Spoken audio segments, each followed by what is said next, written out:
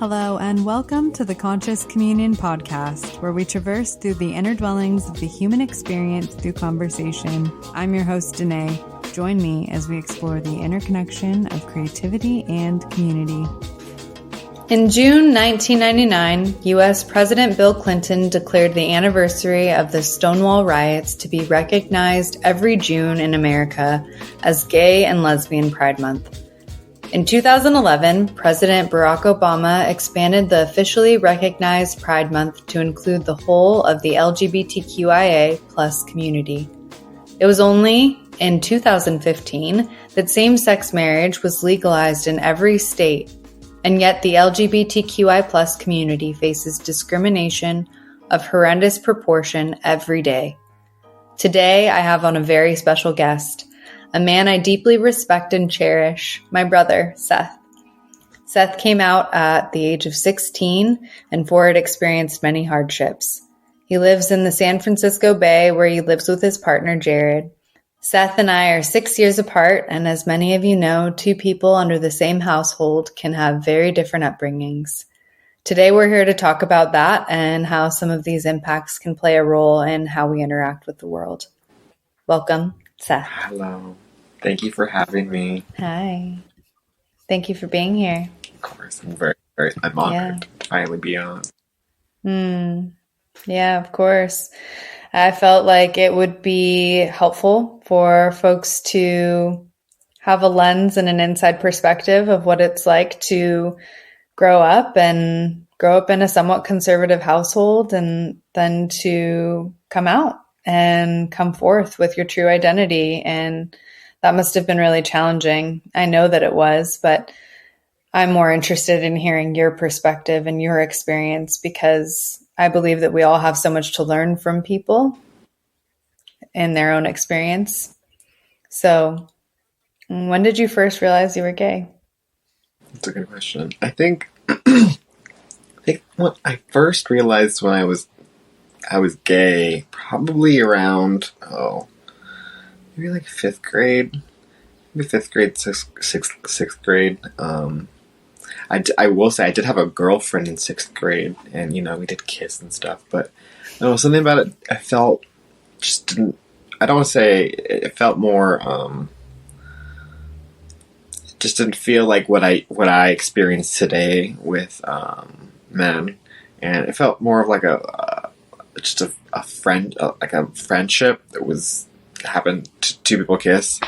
But during that time is when I realized, around that sixth grade time, that I didn't really like girls.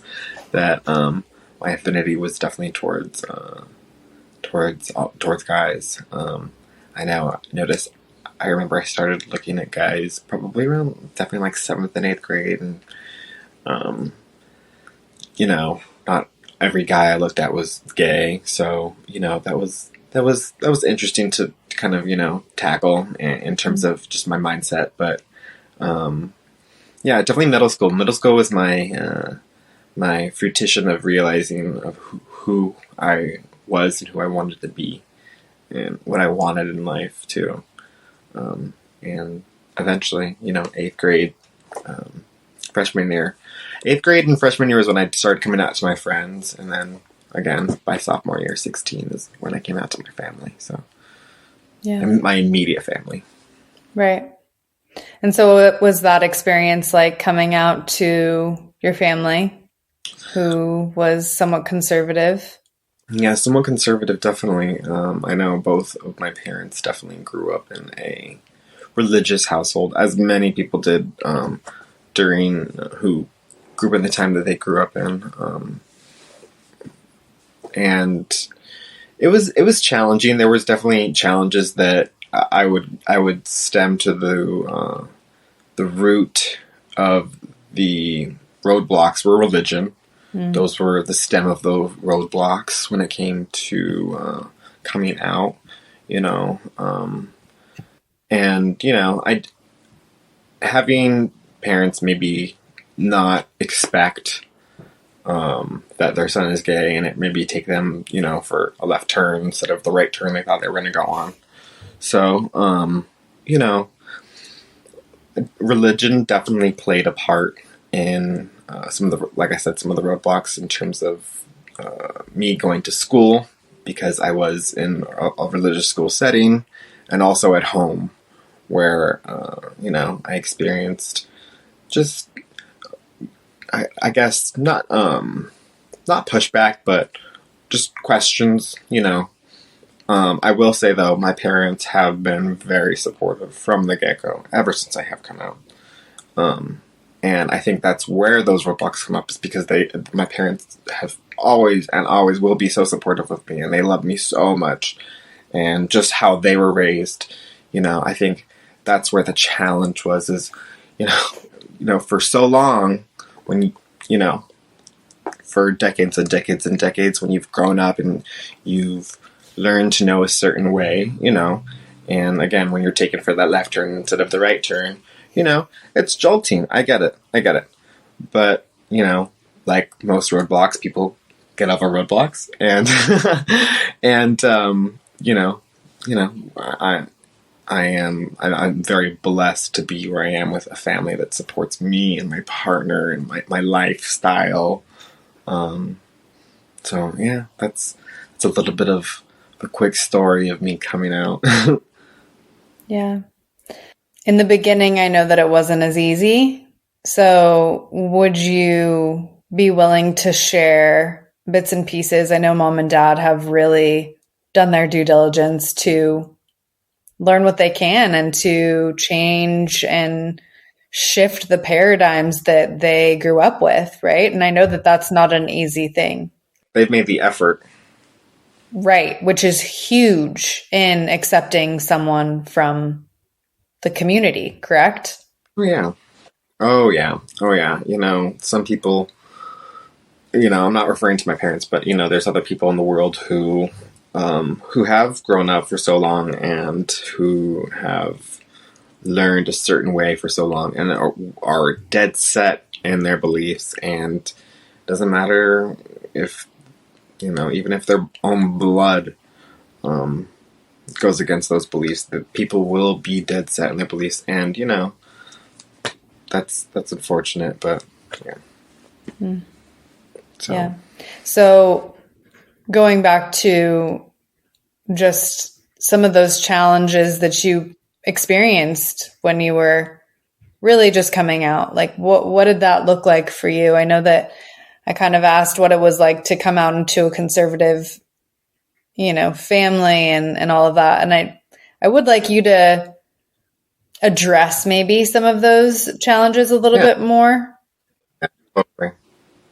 Yeah, oh my goodness. I mean, like I said earlier, going to a religious school setting from first grade, or not even first grade, I'm sorry, kindergarten. I've been going to a Christian school. I had a break between 6th grade and 9th grade. I was in public school, which I learned a lot, and I went through a lot also there. But for the majority of my my school life, my adolescent school life, I did go to a Christian school, and, a lot of situations came up at that school where,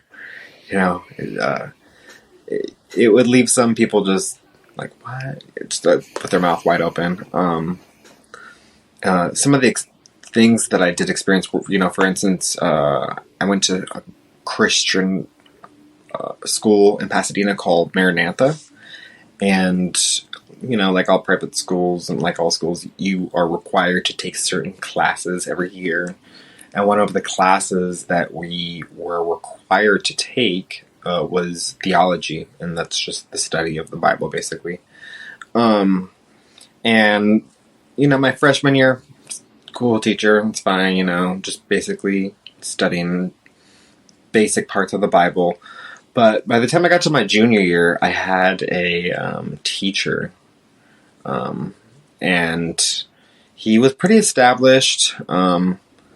He had been there for decades and decades and decades. So, everything that he had been saying, I'm sure he'd been saying for years and years and years.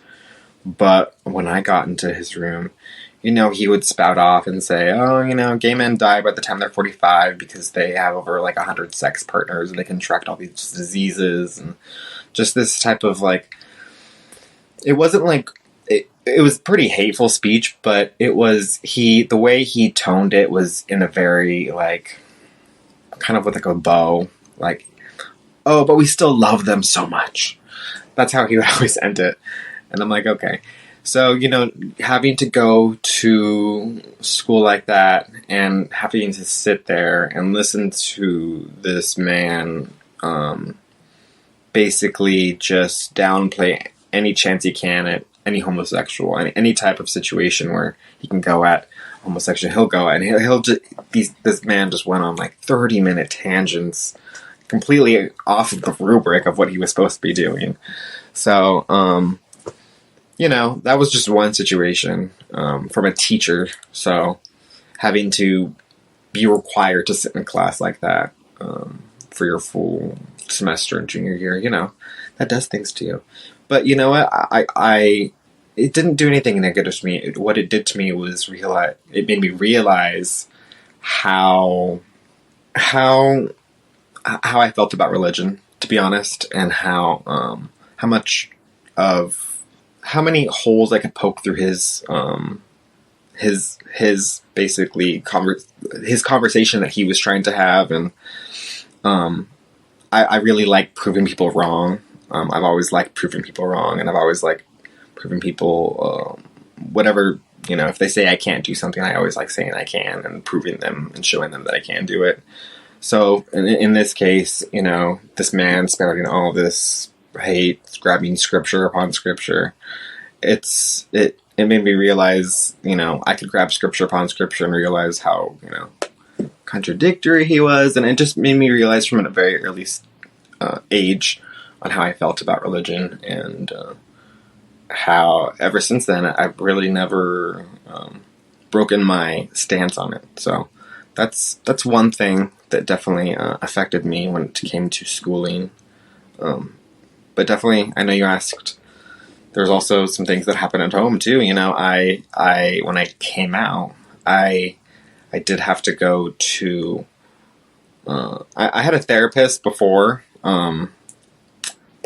because I got caught smoking weed at 13 years old. My parents wanted to figure out why. So for about 3 years, trying to send me to a therapist, just trying to figure why I was doing certain things. So by the time I was 16, I was used to therapy. I was definitely used to going to someone I didn't particularly know and talking about how I felt. But when I came out, my parents decided to shift my therapist. And the therapist, he was not science-based. He was religious-based. He was a religious-based therapist. And he would show me things in an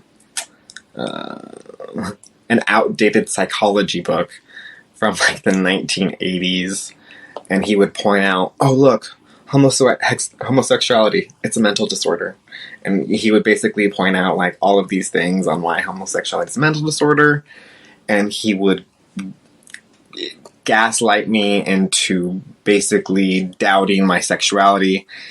And, it just was a very unpleasant experience. Basically trying to convert me to be straight, to be honest. So, that was definitely something that left a stain on my mind. And also made me more even apathetic towards religion. And, definitely made me a little bit more closed up too. I after, coming out, and I realized, like I said, my parents grew up in such a religious setting, so they just weren't sure how to handle their son coming out as gay, and this was one of the ways they thought they could have handled it. But, years later, they know that this was a mistake, and,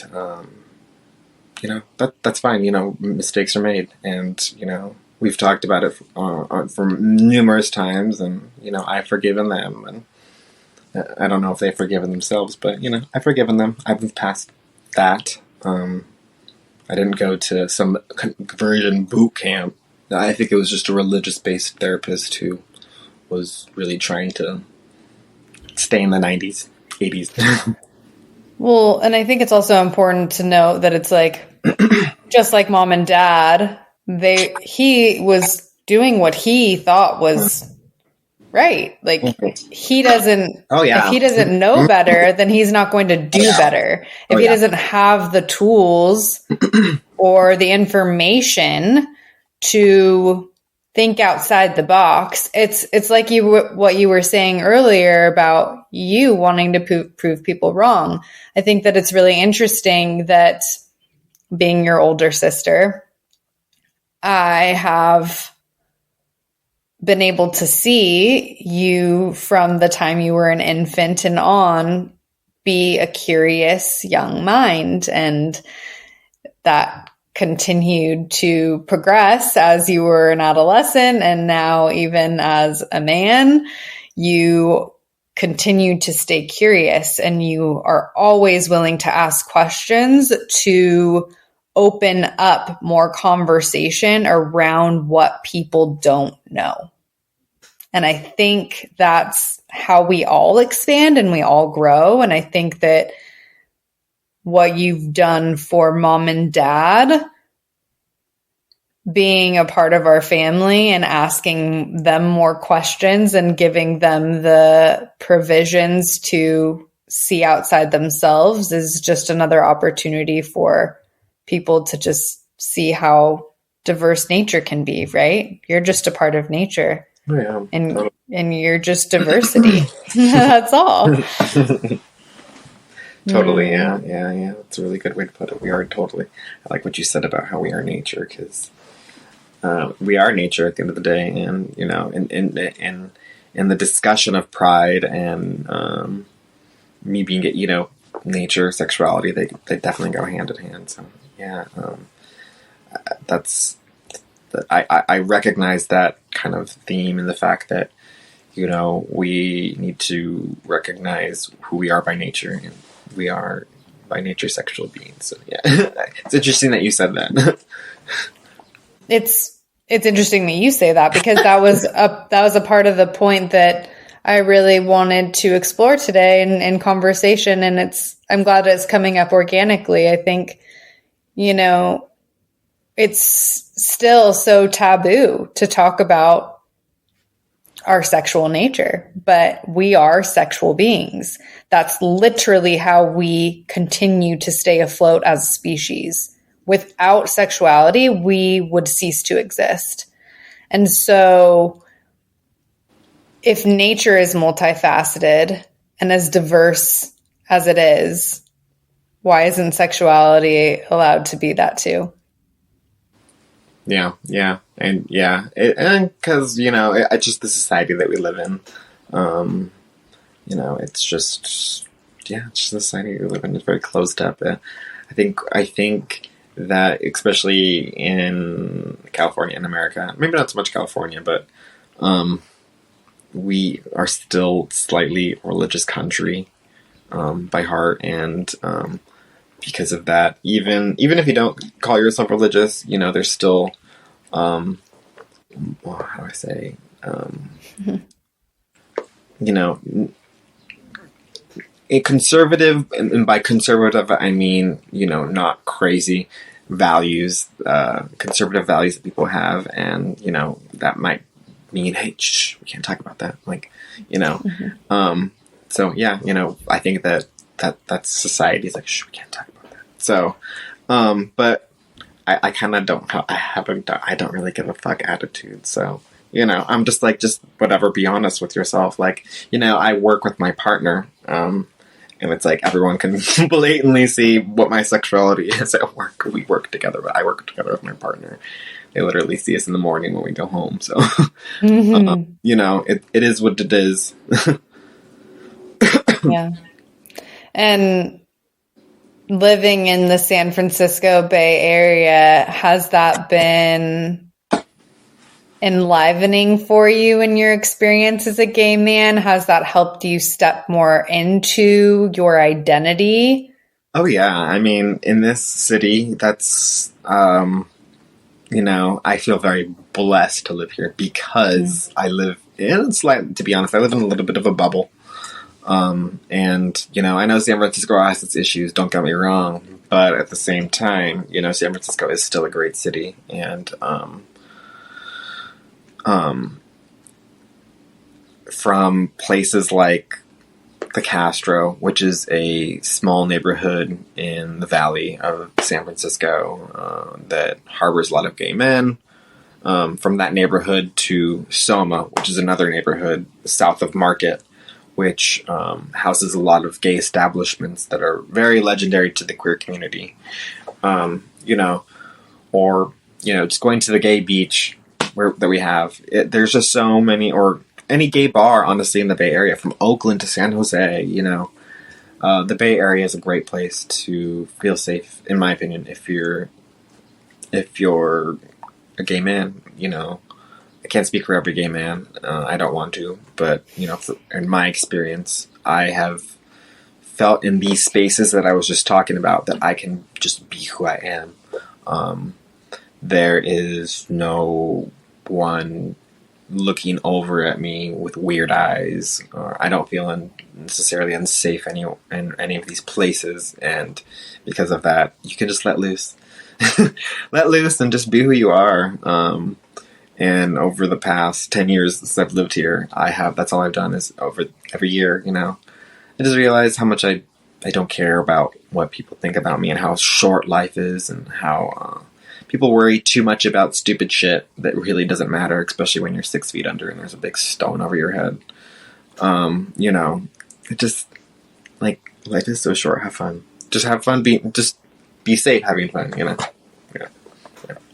Absolutely. Yeah. I think I like be safe while having fun. And I think having the parameters to feel safe in your body and to feel safe in your experience has been necessary for you to be able to explore those parts of yourself, right? So I know that initially it was a little bit challenging for mom and dad, but what does it mean for you to have the support from your family that you are a gay man? What does that do for you in your confidence, in how you see yourself, how you move through the world, how do you engage with the world, essentially? Well, that's a really good question. I will say they always have been supportive of me. They've literally since I came out, they love you. They question things, but you know what? They always, if I wanted to go that way, they would put the oil in my engine to go that way. You know what I mean? For instance, they supported all my decisions on where I wanted to go to. There was no resistance there. Go to San Francisco, go to college there, go find yourself. There's no resistance, but I have to rewind just a little bit, but it's kind of funny because, I have been with Jared, my partner, for 10 years, and they actually did meet Jared, probably, I've lived in San Francisco for 11 years, but I've been with him for 10 years. And they met Jared probably maybe a year and a half, maybe 2 years and a half to me living in San Francisco. And they met him as my carpool, who he was the closest person I knew who lived in Monrovia. So, dad or mom would pick me up in Oxnard and they'd be like, "Oh, hi, Jared, nice to meet you," thinking that he's just my friend, right? And I think that continued on for about, I don't know, maybe a good a year or two, maybe, because I was scared. I was scared about coming out to my parents. Coming out to my parents that I had a boyfriend. Because, from previous experiences, I think I was afraid of how they would react. I know, don't get me wrong, I know they accepted me for the full gay man that I am, but I wasn't sure or ready for how they'd react to me having a partner. And, unfortunately, I got really sick one year, 3-4 years into my relationship with Jared, and, I had to go to the hospital. I had a really bad infection. I got IV'd up and everything. I got laid up in the bed for like 3 days at hospital. And, of course, my partner's with me, Jared, right by my side through every single second. Morning and night, he slept in the chair next to me. But, in that, my dad did not know that I had someone who was, right by my side every second of that moment, watching out for me. And so he came up from LA immediately, which, God bless my dad. He's an amazing man. He came up immediately as soon as he heard I was in the hospital, and he knew Jared. But he saw, oh, hey, Jared, yada, yada, yada. And he still didn't know he's my partner, right? And the next morning, I believe, I can't remember, I think the priest came in to, like, pray over me or something. I don't remember. I remember the priest coming in.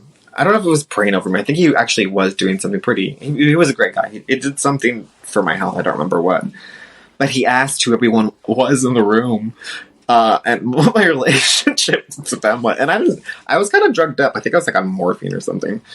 And I'm like, oh, this is my dad, and then this is Jared, my boyfriend and partner. And that was, I didn't know that. I've never heard that story. No. And so, yeah, Dad's like, oh, okay. But, Dad being Dad, okay. Just like, okay. And that's just how I wanted anyone to react. Okay. And then, hey, I'm going to go get something from McDonald's. Do you want something? And then that's when Dad found out that Jared could eat like 5 hamburgers. So yeah, that was, and in saying that, to answer your question, long-winded question, that, after that, they just realized, they had already known Jared, but they saw how much of a connection I had built up with this individual and how supportive this individual was for me and how much this individual loved me. And I think that's honestly, I can't speak for my parents, but I think if I were a parent, and I were to send my child off, I feel like that's one of the things I would always, at the end of the day, just want for them, no matter what, is for them to be happy and then to watch over someone and vice versa. So, yeah. Absolutely. That's when that support really, like I said, I always kicked in, but that's when I knew for a fact that, things were really different from when I was a teenager, and, they only had one son, and I they're going to do anything they can to just be my life. And I'm very, very, very thankful for that, because not everyone has that. So yeah, not every gay man has that, Yeah, not every person in the LGBTQIA plus community has that. Many people don't. Many people within the community do not have that. And that's why mental health and struggles and trials within the community is, the way it is, unfortunately. That's just one of the many facets to the challenges that people within the community face. And it's challenging to think about, to just imagine. And I think that's one of the reasons why I wanted to bring you on for this conversation, because for folks, I hope that most of the listeners that I have, are open enough to know that love is love and people are allowed to express themselves in their identity as makes sense for them. And we can still pay the respects that each individual deserves, because that's why we're here. We're here to love everyone.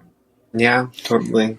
We're all on the same level. You can be the, manager of a warehouse or the janitor of a warehouse, but at the end of the day, you're all working together, and no one's, I've always thought that, everyone's equal at the end of the day. Everyone has a mom, a dad, people who love them, even if it's one person or even if it's someone's dog. And you know, there's someone out there that's loved by something, hopefully, you know, and everyone has meaning and everyone matters. Yeah. I'm totally agree. And sometimes a mom and a mom and a dad and a dad. There's all kinds of, you know, it's all, there's all kinds of families. And that's what makes this planet so beautiful. Like without the diversity, we'd be pretty fucking boring. No, yeah. That's one thing I do love about the place. That I feel like I do live in a very diverse place. That's one thing that I wish more places had, that because, you know, it really teaches you how to be more tolerant and just be more accepting of everyone who comes from different paths of life. You know, I have so many different people who live in my apartment building, living in San Francisco, Daly City area. I love it. You know, I come home and you know, I smell curry and I smell like that and this, and just there's so many foods, you know, and just getting to know your neighbors, you know. Yeah. Yeah, definitely. It would be a very dry and stale place without diversity, for sure. Absolutely. So I would love for you to share about just your experience as a gay man living in San Francisco. I know even as an adult, you've experienced some trials, if you will, some challenges. And if you would be willing to share some of those, I think it would just be important insight for folks. Again, it's like we're trying to open up that spectrum of whoever might have like some paradigms in their head that we can kind of like crack open and peel back a little bit, like just giving people perspective and a lens into your experience as a gay man, and just sharing some of those experiences, if you don't mind. Yeah, you know, living in San Francisco, I've lived here for 10 years, and growing up, you know, here, you know, it's been pretty mild for the most part. You know, I will say, I am pretty, how do I say? I like to stay to what I know here in the city, though. That's for sure. I definitely like to stay in Soma, like I was previously talking about. I definitely think that's a safe space for people like me.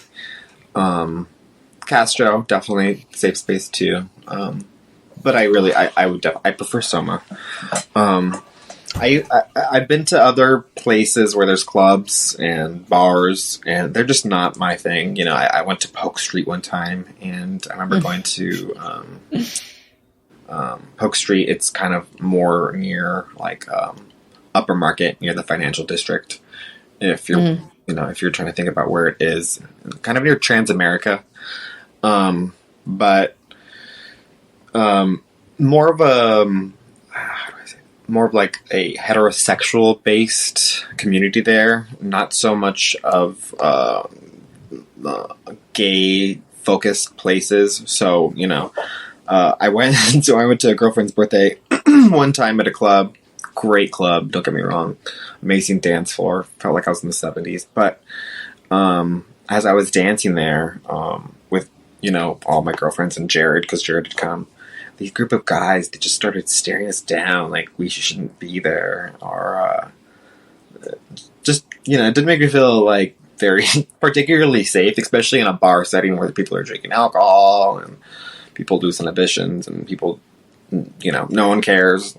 So, you know, that was definitely an instance where I just didn't feel safe. Just staring us down, like why the fuck are you here? Like what the fuck? Like why are you dancing like that? Those type of looks, and you know, because of that, that's definitely made me, I would say, you know, kind of corner up into my safe spaces in San Francisco. Like I said, Soma and the Castro. But, you know, that's that's to say the most, I haven't really gone through too much craziness to be here in San Francisco. I like I said a little bit earlier, I feel like I do live in a bit of a bubble. Even though I live in California, I know there's places in California, even in LA, where my fellow gay brethren don't feel safe holding hands. Even in the 626, I've heard of stories. I recently heard of a story of these two people I know, and I've known them for quite a while, and I respect them so much. They're an amazing gay couple, and I've always actually slightly looked up to them, to be honest. They have their shit together so much, and I recently found out that they don't hold hands in public sometimes, and it's because of just safety reasons. And I get that. I understand that completely. I've been to Florida. I've been to other places other than San Francisco where I know not to, what not to do, and how to maybe walk a certain way instead of that way. But to hear that even in the 626, there's certain places where people still don't feel like they can hold hands with their partner of so long. That makes me realize how blessed I am to live where I do. Like I said, I know San Francisco has its issues. I'm not going to say it's a perfect place to live, but it is a good place to live, especially if you are a gay man. So, yeah, I definitely do feel blessed because, I feel like living here has dwindled the possible experiences that I could have faced, like I did face in high school and even in middle school, where people can just be so cruel. Yeah. And how did some of those experiences when you were younger shape the trajectory for you to move forward in your, experience? Yeah, that's a really good question. I'll give two experiences for, I guess, both my answers. One in middle school and one in high school. When I was in middle school, this had to have been like maybe 7th or 8th grade. I don't quite remember when, but definitely when I started to find myself a little bit more in middle school, and when I started to become a little bit more confident in how my mannerisms and the way I walked, the way I talked, and the way I dressed, and how I talked and what I said.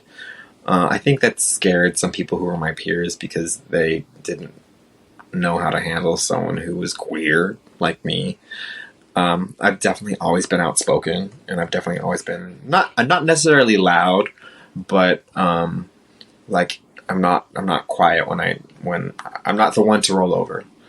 And I think that definitely scared some people, and I remember I got spit on a few times in middle school. And, people could be like, oh, you got spit on well, I know for a fact the reason why I got spit on was because I'm gay. And the reason why I know that is because the person who did it, in the beginning, it was a mystery. I would go to my backpack and there'd be like a loogie on it. But eventually this person grew the balls enough to spit on my back one time at lunch when he was walking by.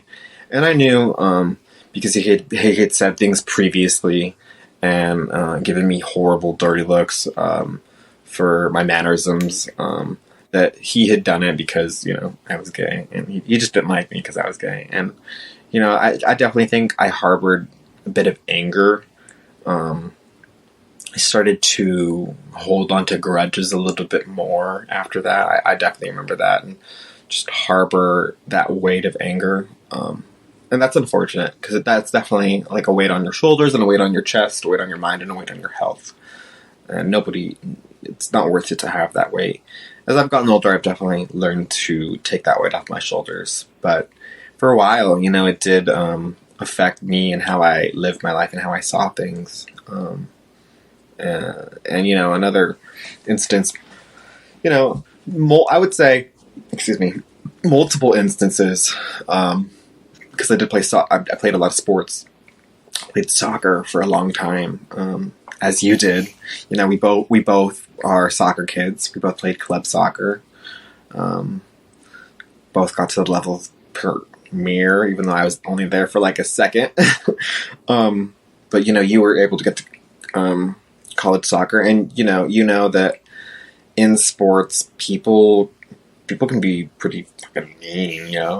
The chitter chatter that happens even when you're warming up with your fellow team. People say crazy shit, and I had to deal with hearing a lot of not necessarily words directed at me, but just like talk on the team of just guys talking about certain things, and be having to hear like faggot a lot, and again, not necessarily directed at me, but just in conversation so much, and just shit like that. And for a while I would kind of I at first growing up I was like, just, let it go. But as I grew older, 17, 18, I really started not to give a shit. And all of these guys on my team, they would like always, talk about all these girls they were hooking up, and just be like pretty misogynistic, to be honest, in the way they would talk about girls, these teenage boys. And, they would talk their talk about gays and all this shit. But I would, I don't think they expected how I would push back, because that rhetoric and having to be around that really taught me that I needed to push back.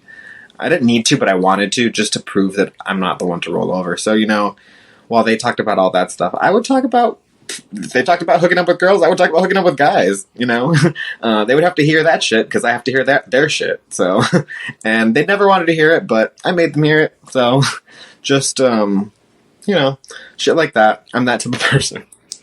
So, in those instances, and, in playing soccer outside of school and in school, having to go to a Christian soccer practice after school and being in that locker room, you can only imagine the things they would be saying too. So, not necessarily as bad as club soccer, but, definitely not, it's locker room talk. So, not my forte, but it taught me.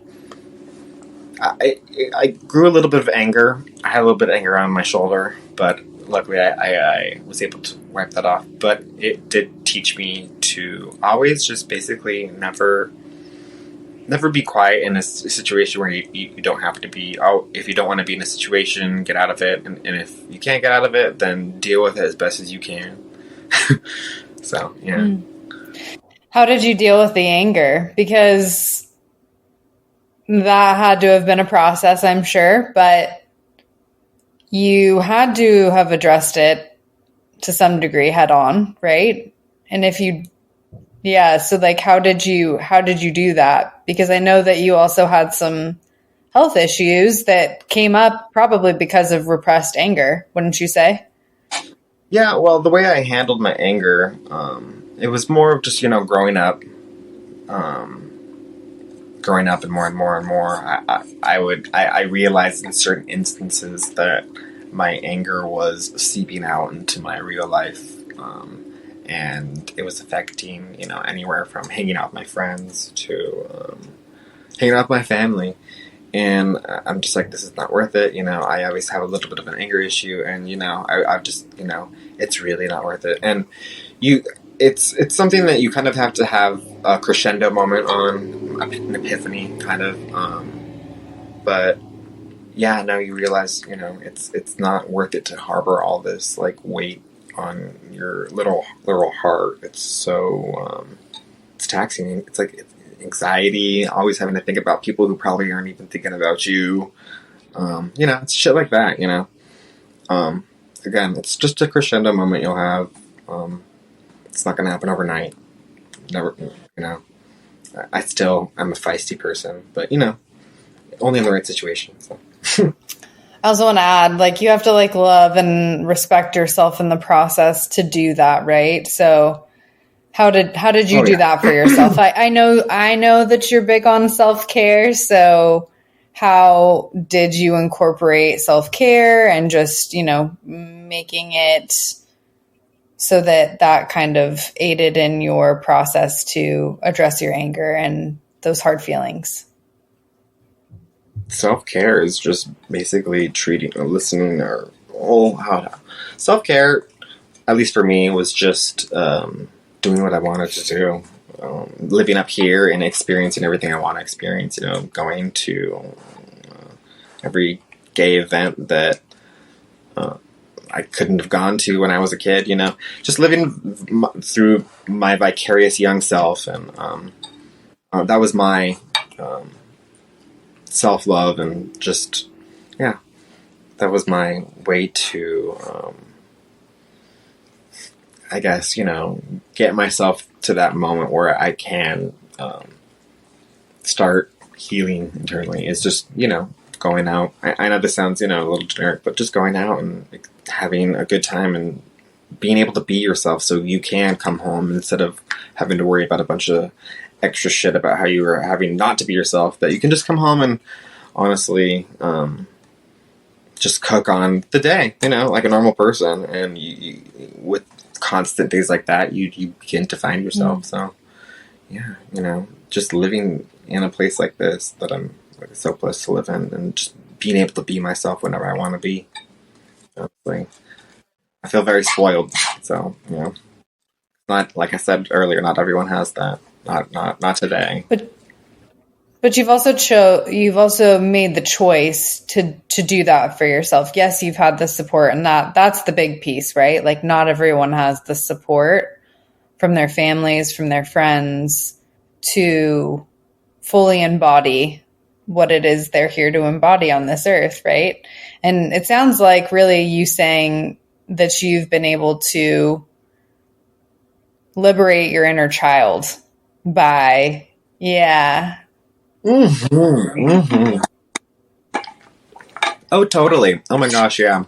I don't know if this is healthy, but I still feel like I'm like 20, 21. Like, I still have I do have a very young mentality, and I can't speak for all gay men, but I know a lot of gay men could agree with me that, a lot of us, especially in our mid-20s and late 30s, we're living vicariously through our young selves, because we had to grow up not being who we wanted to be, and not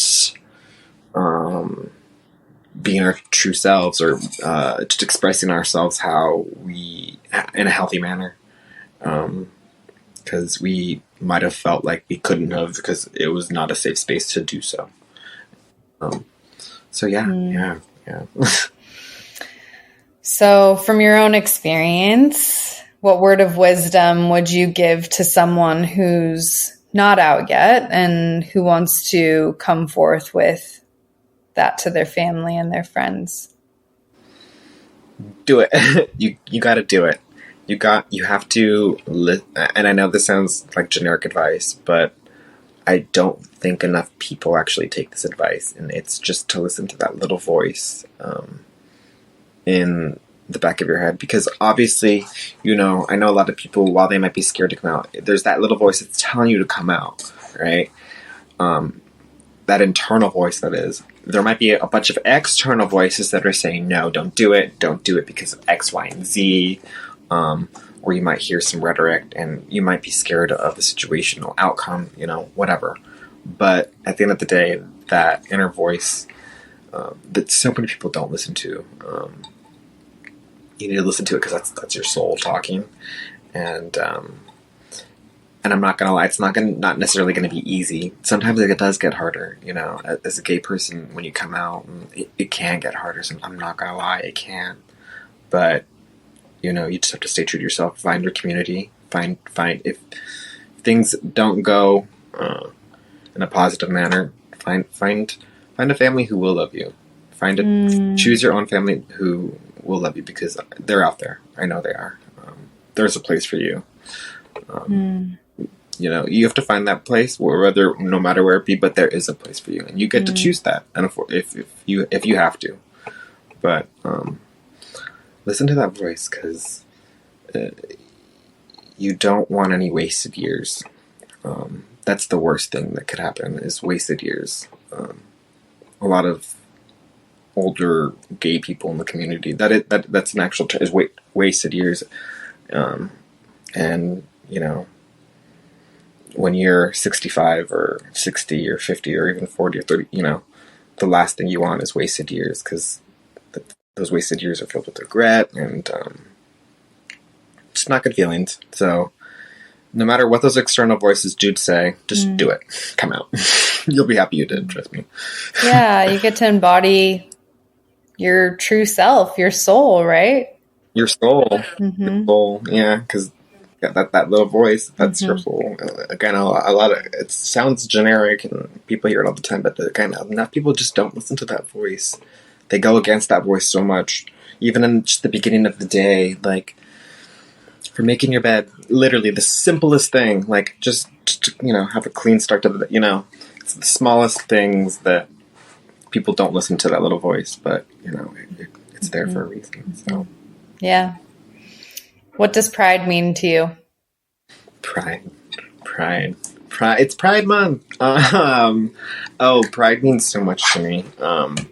You know, you know, that's actually a really good question right now, because I feel like I haven't been too prideful this year. I have been working this year. I saved up a bunch of money for a trip in April that I went on, so I haven't been to like the bars or anything. I haven't really been to any like festivals or street fairs this year. I've been really trying to watch my pocketbook. But now that that's done, you know, and it's Pride Month, all I can think about when I think about Pride is just being out there and just being with your community.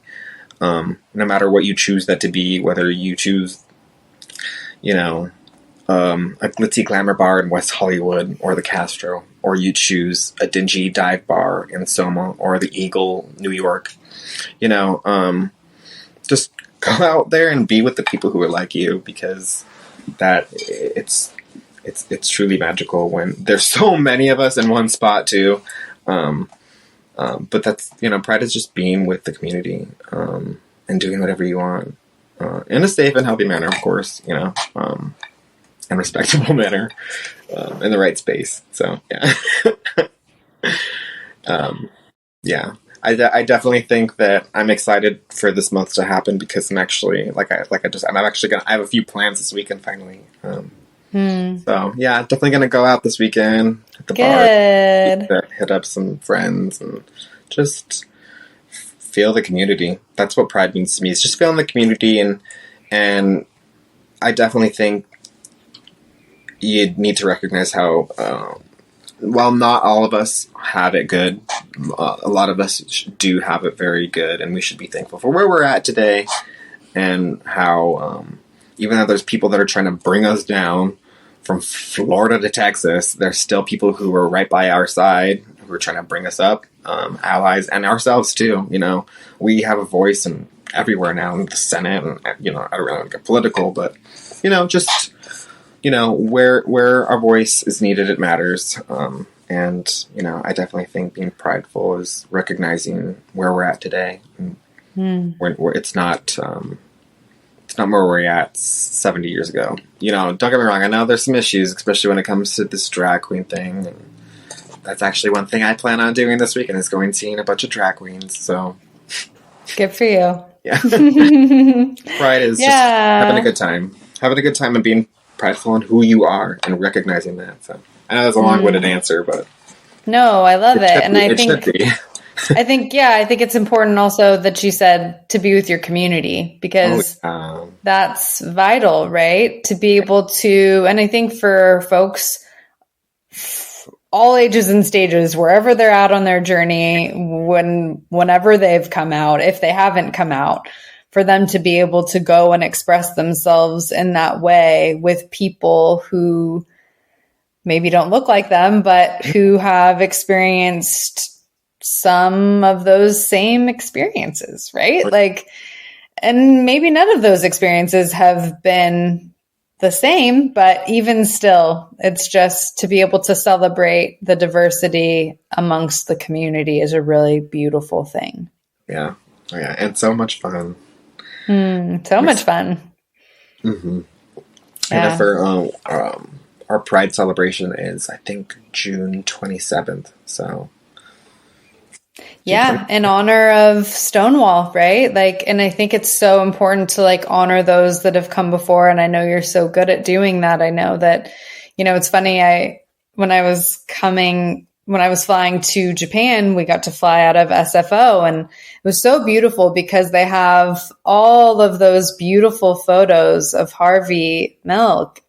And it's such a beautiful testament to the city. And I know that Stonewall is apart from Harvey, but even still, it's the founding individuals who really invigorated and got the movement running, right? I know that there were even those that came before, but really, really just people that were on the forefront of helping the community be seen. Oh yeah. His impact was huge, Yeah, we had riots here too when he died. We made sure that shit wasn't gonna just be turned over like another, pancake. Like, we did not let that shit go down quietly. So he's an amazing guy. So. I love you so much, and I'm so grateful for this conversation. Thank you for your honesty, for your vulnerability, and for just sharing some of the things that you've gone through in your own life to shed light on the experience and what it's like to be a gay man in this day and age. Totally. I love you. I love you too. Thank you so much for having me. I had a good time. Yeah, thank you so much again for sharing and for just being who you are and for being a model to me and what it means to just fully wear your authenticity. So thank you. I love you. Bye. Bye. Hey there, it's Danae again. Just wanted to say thank you for sharing your time and energy with me. If this podcast resonates, please like, subscribe, follow, and share if you're willing. Reviews help too, so if you're feeling the vibe, please leave a review where you can. Sending all the love. Peace.